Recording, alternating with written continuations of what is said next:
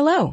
You're watching Global English Stories, where stories come to life and help you learn English naturally. Listen, enjoy, and start your learning journey. Today, we're going to explore something very special: how a pope is chosen. The pope is the leader of the Roman Catholic Church. He is one of the most important spiritual leaders in the world. But have you ever wondered how the pope is chosen?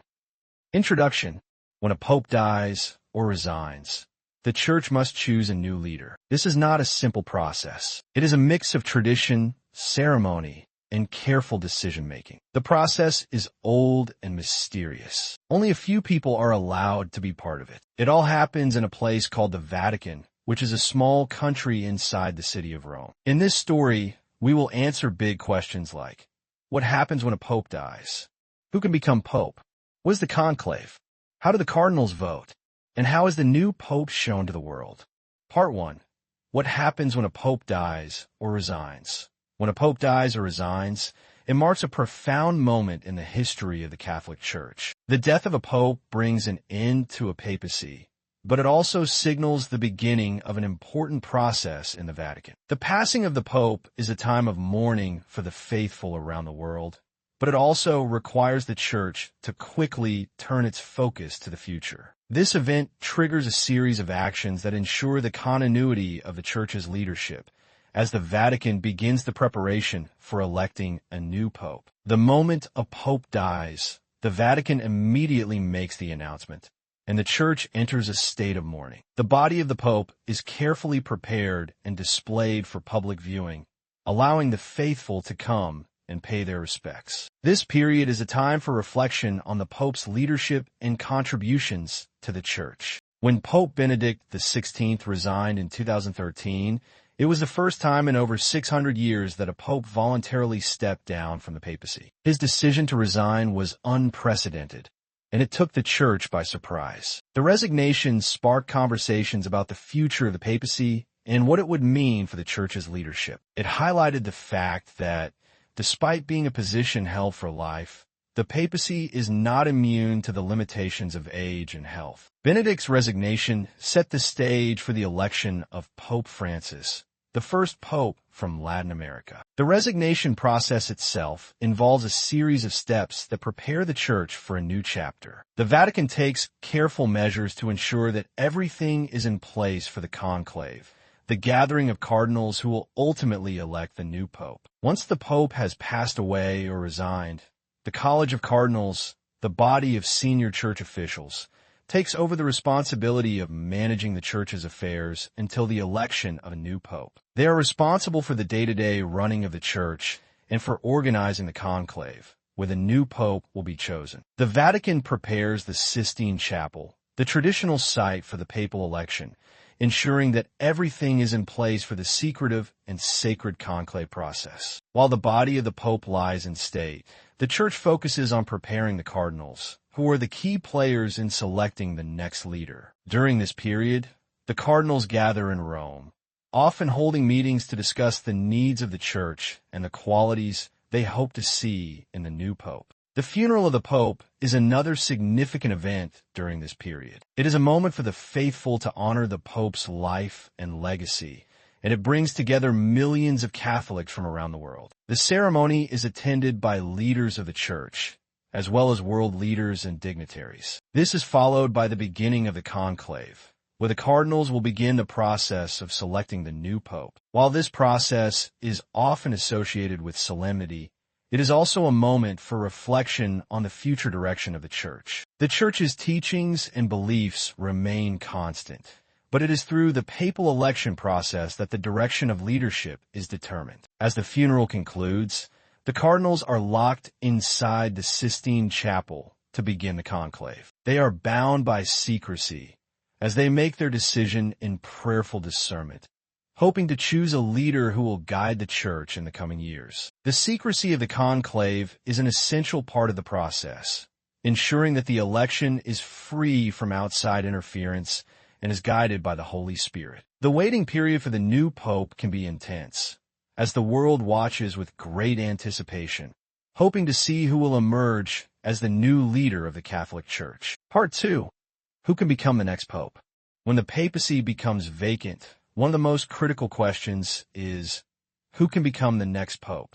This is a complex question with both practical and spiritual elements. In theory, any male Catholic could be chosen as the next pope, as there are no strict requirements based on nationality or previous position within the Church. However, in practice, there are certain qualities and experiences that make some individuals more likely to be chosen than others. Typically, the Pope is selected from among the cardinals, the senior bishops and archbishops who serve in the Roman Catholic Church, with each cardinal appointed by the current Pope. The cardinals are considered the most qualified individuals to lead the Church due to their vast knowledge of its doctrine and global operations. While any male Catholic could technically become Pope, it is virtually unheard of for someone outside of the College of Cardinals to be elected. The role of cardinal is not only an honorary title, but a position that comes with significant responsibility and deep familiarity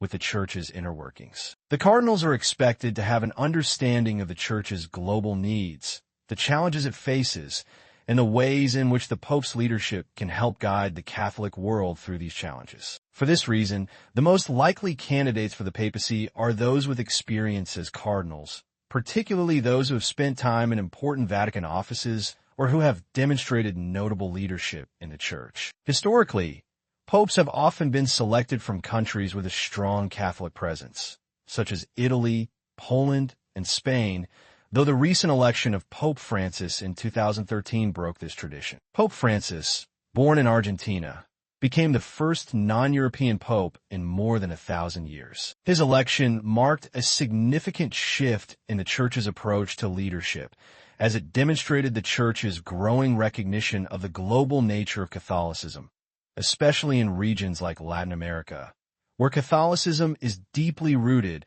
but has often been underrepresented in the Vatican leadership. This shift suggests that, while the tradition of selecting popes from Europe remains, there is also an openness to electing leaders from outside the continent, reflecting the diversity of the Church's followers around the world. Apart from nationality, another key factor in the selection of a pope is the individual's qualities and abilities. The Church looks for a pope who can lead with wisdom, compassion, and spiritual authority. A pope must be someone who can inspire the faithful, bring unity to the Church, and address the contemporary challenges facing the Catholic community. The selection process often takes into account the needs of the Church at the time, whether it requires a leader who can emphasize continuity and tradition, or one who can initiate reform and bring a fresh perspective to global issues. Moreover, the Pope must be someone who can engage with a wide range of issues, from doctrinal matters to social justice and interfaith dialogue. For example, Pope John Paul II, elected in 1978, was instrumental in the collapse of communism in Eastern Europe and worked tirelessly to improve relations between the Catholic Church and other faiths, particularly Judaism. Similarly, Pope Benedict XVI, known for his theological depth, focused on intellectual aspects of Catholic doctrine and maintaining tradition. In contrast, Pope Francis placed a strong emphasis on poverty, environmentalism, and social justice, all of which reflect the contemporary needs of the Church in a changing world. In addition to spiritual and leadership qualities, the age of the candidate is an important factor. The Pope is expected to lead the Church for life, so the age and health of a candidate can influence the decision-making process. Older candidates, like Pope Benedict XVI, may be seen as having more experience, but also the limitations that come with age. Younger candidates might be seen as bringing more energy and potential for a longer papacy, though they may lack the same level of experience. The cardinals often take this balance into account as they deliberate on the best choice for the future of the Church. Part 3. What is the conclave, and how does it work? The conclave is a unique and highly secretive process that the Catholic Church follows to elect a new pope. The term conclave comes from the Latin word clavis, meaning key, symbolizing how the cardinals are locked in the Sistine Chapel until a decision is made. The process begins after the death or resignation of a pope, and it is one of the most important events in the Church, as it directly determines the future leadership of the global Catholic community. The cardinals, who are the only ones eligible to vote, gather in the Vatican to select a new pope. They are sequestered in the Sistine Chapel, an iconic and sacred location, where they participate in prayer, discussion, and, ultimately, voting to elect the next leader of the Church. Before the conclave begins, the cardinals meet for several days to discuss the state of the Church, the qualities they believe are needed in a new pope, and the challenges facing Catholicism. During this time, they are encouraged to reflect on the needs of the Church and the qualities of a suitable leader. However, these meetings are not for the purpose of voting. They are a time of spiritual reflection and preparation. Once these discussions are complete, the actual voting process begins. The cardinal electors are then locked inside the Sistine Chapel, and no one is allowed to enter or leave until a decision is reached. The secrecy of the conclave is vital, as it ensures that the election is free from outside influence and is guided solely by the faith and discernment of the cardinals. During the conclave, the cardinals vote in multiple rounds. In each round, the cardinals write down the name of their preferred candidate on a ballot, which is then collected and counted. A candidate must receive a 2/3 majority of votes to be elected pope. If no candidate receives enough votes, the ballots are burned and the cardinals vote again. After each round of voting, black smoke is sent up from the Sistine Chapel's chimney, signaling to the public that no pope has been chosen. Once a new pope is elected, white smoke will rise, marking the end of the process and announcing the election to the world. The voting process is highly structured and governed by strict rules, ensuring that every vote is counted accurately. In the event of a deadlock, the cardinals may engage in additional rounds of voting, sometimes with a changing of strategies as they seek to build consensus. The decision is not made lightly, as the cardinals are fully aware of the gravity of choosing the leader of the Catholic Church. The process is not only a political or administrative decision, but also a deeply spiritual one, as the cardinals believe they are guided by the Holy Spirit in their discernment. They pray for wisdom and guidance, knowing that the future of the Church rests on their decision. One of the most intriguing aspects of the conclave is its secrecy. The cardinals are sworn to confidentiality and are not allowed to discuss the proceedings with anyone outside of the conclave. The eyes of the world are on them, yet they are completely isolated from the outside world during this period. This secrecy is a key part of maintaining the integrity of the process, as it ensures that the decision is made free from public pressure or media influence. Even the Vatican staff and the public are kept at a distance, waiting for the famous sign of white smoke that will reveal the new pope to the world. The conclave takes place in the Sistine Chapel, a symbol of Catholicism's long history and spiritual significance. The setting is particularly poignant, as it is here that Michelangelo's famous frescoes, including the Last Judgment, adorn the ceiling, creating an atmosphere of profound spiritual reflection. The chapel itself serves as a sacred space, reinforcing the gravity of the decision that the cardinals must make. The setting, combined with the tradition and history of the conclave, makes the process both a deeply religious and highly charged event. Part 4. How do the cardinals vote and decide?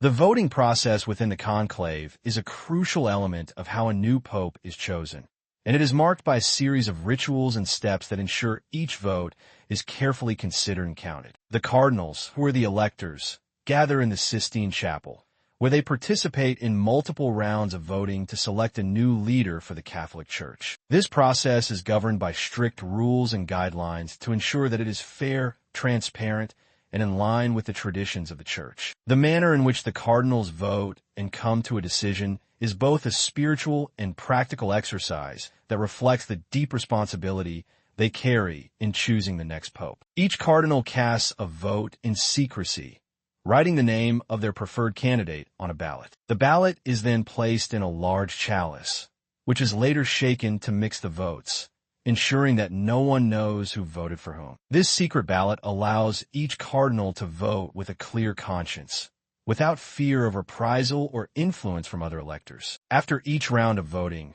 The ballots are counted and tallied by a group of scrutineers, who are chosen from among the cardinals themselves. The tally is then announced, and the results are carefully recorded. In order to elect a new pope, a candidate must receive a 2/3 majority of votes. If no candidate achieves this majority, another round of voting takes place. The process of voting and counting continues until a candidate is chosen. If the cardinals remain deadlocked after many rounds of voting, they may choose to alter the rules to facilitate a decision. For example, they might reduce the majority threshold temporarily to break the impasse. However, this is a rare occurrence, and the 2/3 majority is the standard required for the election of a new pope. Each round of voting is marked by a ritual that serves both a practical and symbolic purpose. After the votes are counted, if no decision has been made, the ballots are burned in a special stove within the Sistine Chapel. The smoke from the burning ballots signals the result of the voting to the outside world. If no pope has been chosen,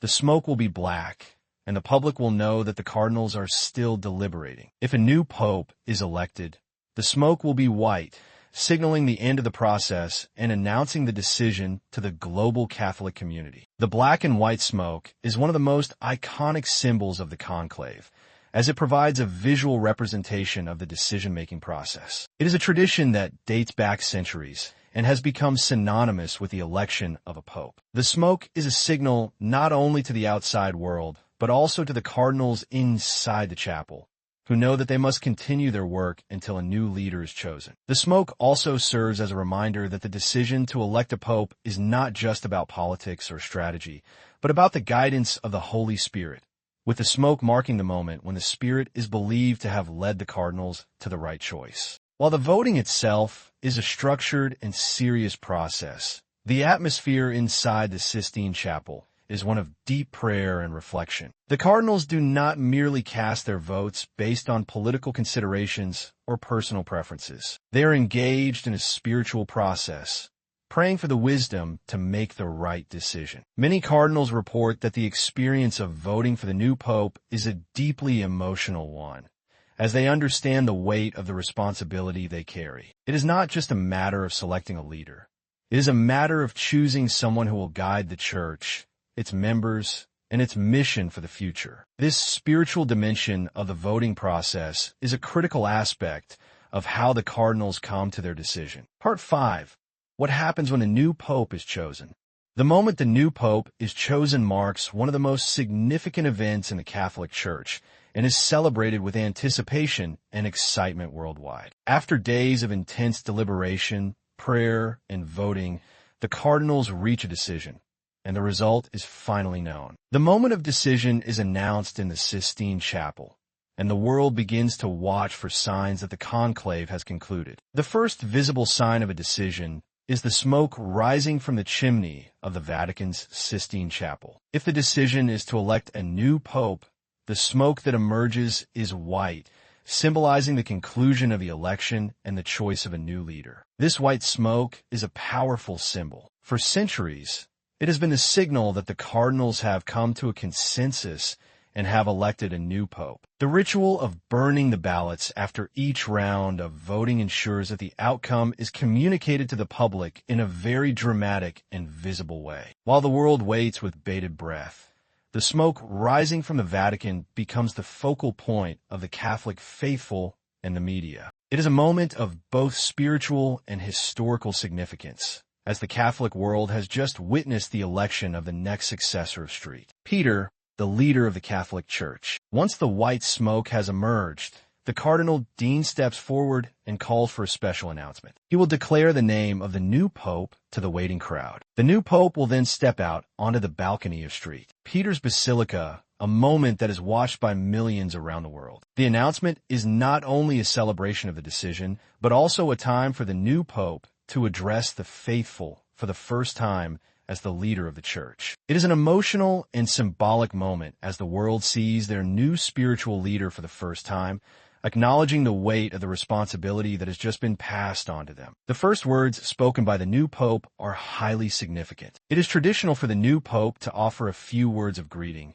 and in many cases, These words are carefully chosen to reflect the priorities and spirit of the new leader. It is often a time for the Pope to express gratitude to the cardinals, the Catholic faithful, and the broader world for their trust and prayers. The new Pope may also take this opportunity to acknowledge the challenges the Church faces and offer a message of hope, unity, and compassion. Following the announcement, the new Pope is formally introduced to the world, and his name is officially declared. This moment is an essential part of the tradition, as it marks the official beginning of the new papacy. The name the Pope chooses to take is significant, as it is a reflection of the Pope's vision, mission, and spirituality. Some popes choose names that honor their predecessors, while others select a name that represents a personal spiritual or theological inspiration. The choice of name is closely watched and discussed, as it provides a glimpse into the Pope's character and the direction he may take for the Church. The celebrations continue with prayers and masses, where the new Pope is formally installed as the spiritual leader of the Catholic Church. This is a moment not only of great joy, but also of profound reflection, as Catholics around the world join together in prayer for the new Pope's guidance and leadership. It is a time of renewal for the Church, as the faithful recognize the continuity of the papacy and the importance of the Pope's role in guiding them through faith and service. The process of announcing and celebrating the new Pope is steeped in tradition and deeply symbolic. It reflects not only the gravity of the election, but also the unity of the Catholic Church. The election of a new Pope is a significant moment in the history of the Church and is closely watched by millions of Catholics worldwide, all eager to learn who their new leader will be and what his leadership will mean for the future of the Church. Part 6. What does the new Pope do after being chosen?